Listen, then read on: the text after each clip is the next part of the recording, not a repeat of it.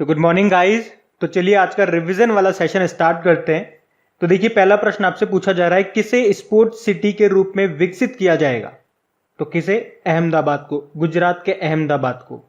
अच्छा बताइए, अट्टुकल पोंगला उत्सव ये कहाँ पे मनाया जाता है? ये केरल में मनाया जाता है। और एशिया का सबसे बड़ा मवेशी पार्क कैटल पार्क ये कहाँ पे शुरू हुआ है? तमिलनाडु में। अच्छा बताइए, भारत का सबसे बड़ा ग्राउंड बेस्ड ऑप्टिकल टेलीस्कोप ये कहाँ पे स्थापित किया गया? ये उत्तराखंड में स्थापित किया गया। फिर बताइए, नेस्कॉम के चेयरमैन कौन है? तो अभी बन गई हैं कौन? रेखा मेनन। ये यहाँ की पहली महिला चेयरपर्सन बन गई हैं। नेस्कॉम की फुल फॉर्म होती है national association of software and service company. अच्छा, यूनाइटेड नेशन एनवायरनमेंट प्रोग्राम का हेडक्वार्टर कहाँ पर है? नैरोबी केन्या में है। केन्या से मैंने आपको एक नाम बताया था, अभी केन्या की पहली महिला चीफ जस्टिस बनी है, मार्था कूम उनका नाम है। और अभी केन्या से ही एक नाम और आपको बताना है जो अभी WHO के कार्यकारी बोर्ड के अध्यक्ष बन गए हैं और इन्होंने स्थान लिया डॉक्टर हर्षवर्धन का। उनका नाम बताओ आप कमेंट बॉक्स में टाइप करके, नाम क्या है उनका। बाकी यूनाइटेड नेशन एनवायरनमेंट प्रोग्राम, इसके अध्यक्ष है इंगर एंडरसन। इसकी स्थापना होती है 5 जून 1972 को। यही कारण है कि हम हर साल 5 जून को वर्ल्ड एनवायरनमेंट डे मनाते हैं। फिर बताइए, अमेजन के अभी CEO कौन बने हैं? ND जैसी इनका नाम है। और 30वां बिहारी पुरस्कार किसने जीता? तो आंसर होगा मोहन कृष्ण बोहरा ने।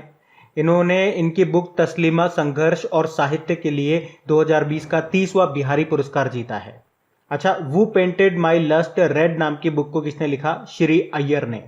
और advantage India the story of Indian tennis book, इसको लिखा है अनिंद्या दत्ता ने।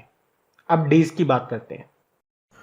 और हाँ गाइस, देखिए इंडिया के टॉप बैंक एडुकेटर्स एक बार फिर अनअकैडमी पर आपके लिए ला रहे हैं ढेर सारी फ्री क्लासेस।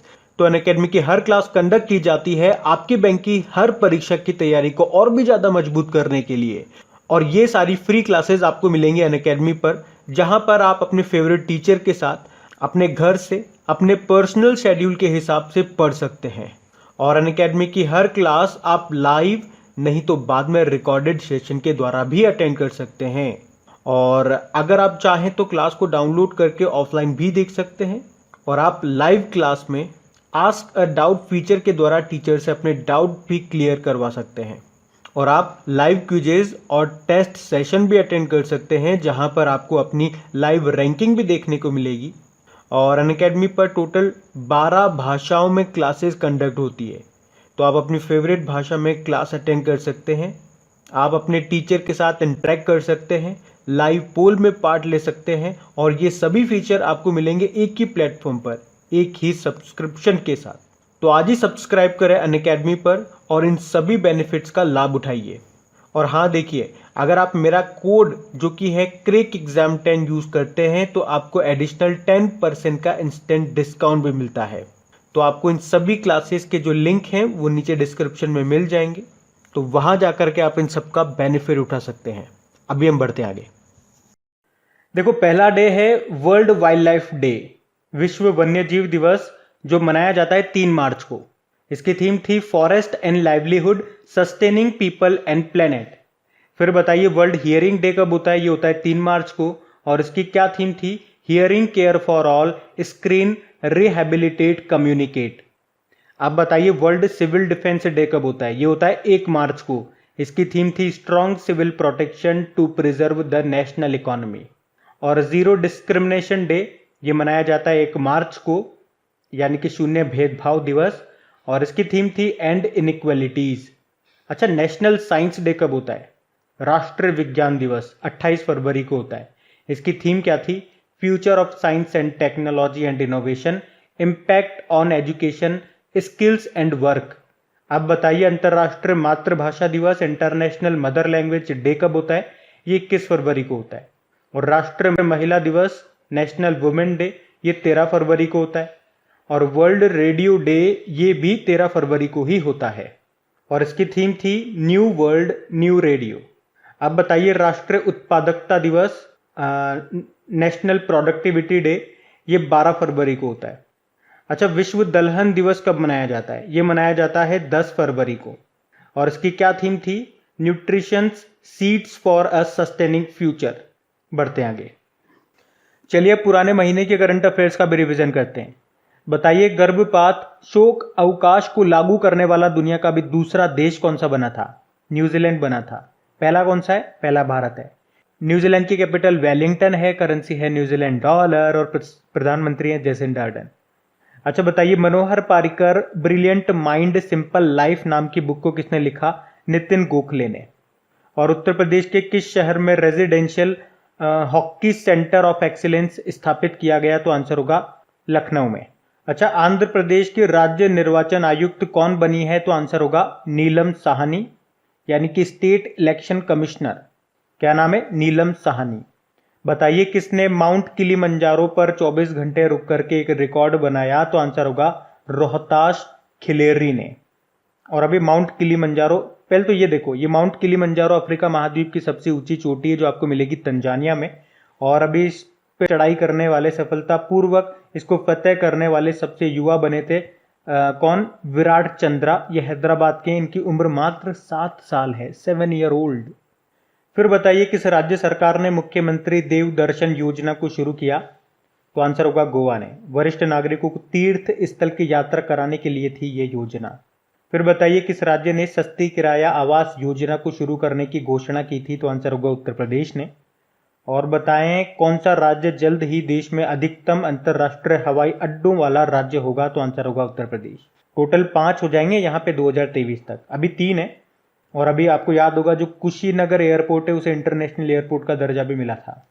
बताइए, कोरोना के दौरान उत्कृष्ट कार्यों के लिए किस शहर को स्मार्ट सिटी अवार्ड 2021 से सम्मानित किया गया? तो आंसर होगा देहरादून को। बढ़ते आगे। अब बताइए, एस्टोनिया की पहली महिला प्रधानमंत्री कौन बनी है? तो आंसर होगा काजा कलास बनी है। एस्टोनिया की कैपिटल होती है टालिन। और किस राज्य सरकार ने नई एमसेंड पॉलिसी 2020 को लॉन्च किया? तो आंसर होगा राजस्थान ने। अभी धनलक्ष्मी बैंक के एमडी सीईओ के रूप में किसे नियुक्त किया गया? तो आंसर होगा जेके शिवन को। धनलक्ष्मी बैंक का हेडक्वार्टर आपको मिलेगा त्रिशूर, केरल में। बताइए, किसे महावीर चक्र से सम्मानित किया गया था? तो आंसर होगा कर्नल बाबू संतोष को। और पर्यटकों के लिए विश्व का सबसे बड़ा सफेद मगरमच्छ पार्क ये किस राज्य में खोला गया? तो आंसर होगा उड़ीसा में। उड़ीसा में जो भितरकनिका नेशनल पार्क है वहां पे। अच्छा, अंकटाड के द्वारा जारी रिपोर्ट के अनुसार 2020 में कौन सा देश एफडीआई का सबसे बड़ा प्राप्तकर्ता था? एफडीआई यानी कि फॉरेन डायरेक्ट इन्वेस्टमेंट। तो आंसर होगा चाइना। अंकटाड मतलब होता है United nation conference on trade and development, जिसका हेडक्वार्टर है जेनेवा, स्विट्जरलैंड में। और अगर आपसे पूछे कि 2020 में भारत में सबसे ज्यादा एफडीआई कहां से आया था? तो सिंगापुर से। और सबसे ज्यादा कहां पे आया भारत में, किस राज्य में? तो गुजरात में। ये याद रखना है आपको। फिर बताइए, किस मंत्रालय ने शौर्यवान नाम से ई पत्रिका को लॉन्च किया? रक्षा मंत्रालय ने। रक्षा मंत्रालय ने। रक्षा मंत्री हमारे कौन है? राजनाथ सिंह, जिनका निर्वाचन क्षेत्र है लखनऊ, यूपी। फिर बताइए, किसे मरणोपरांत सर्वोत्तम जीवन रक्षा पुरस्कार 2020 से सम्मानित किया गया था? तो आंसर होगा मोहम्मद मोहसिन को। चलिए, अब कल के इंपॉर्टेंट करंट अफेयर्स को हम लोग रिवाइज करते हैं। पहला प्रश्न आपसे पूछा गया था कि किसे वर्ल्ड बैंक शिक्षा सलाहकार के रूप में नियुक्त किया गया? तो आंसर होगा रंजीत सिंह डिसाले को। ये महाराष्ट्र से हैं और इनका नाम इसलिए भी इंपॉर्टेंट है क्योंकि 2020 का ग्लोबल टीचर अवार्ड इनको मिला था। बताइए, किसने nature TTL photographer of the year 2021 award को जीता है? तो आंसर होगा थॉमस विजयन ने। ये केरल के हैं वैसे तो, लेकिन रहते कनाडा में हैं।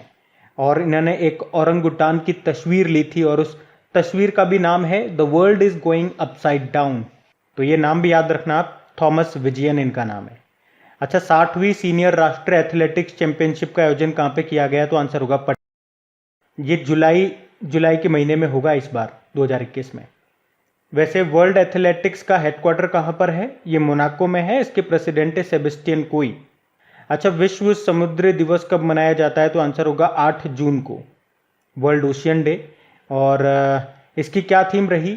Oceans, life and livelihoods.